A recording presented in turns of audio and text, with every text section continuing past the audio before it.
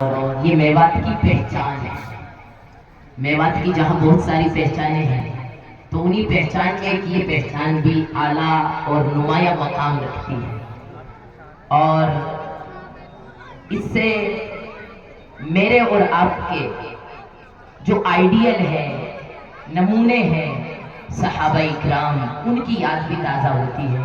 وہ بھی اپنے سروں کے اوپر پگڑیاں باندھتے تھے، اللہ کے نبی بھی اپنے سر کے اوپر پگڑی باندھتے تھے، اور آج یہ سنت نبوی صلی اللہ علیہ وسلم میوات کی یقیناً آن بان شان اور پہچان بنی ہوئی ہے۔ اللہ اس کو بنائے رکھے اور اس کی برکات سے مجھے اور آپ کو اللہ پاک مالا مال فرمائے۔ حضرت کے سر مبارک کے اوپر یہ معزز پگڑی باندھی جا رہی ہے۔ پگڑی بھی یقیناً بڑی بابرکت ہے، اور وہ ہاتھ بھی بابرکت ہیں جو حضرت کے سر مبارک کے اوپر لگ رہے ہیں۔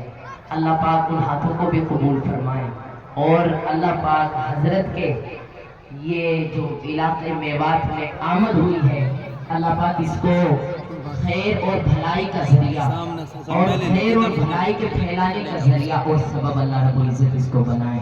اب میں اپنے طلبہ و طالبات کی اس فہرست کو مد نظر رکھتے ہوئے، جس میں ابھی بہت سارے پروگرامات باقی ہیں، میں ایک پروگرام پیش کرنے کے لیے اور تقریر کی شکل میں سمیہ بنت حافظ محمد الطاف حسین کو دعوت دیتا ہوں موضوع پر تشریف لائیں اور غیبت کے موضوع پر اپنے مواعظ حسنہ سے ہم سبوں کو محسوس کریں۔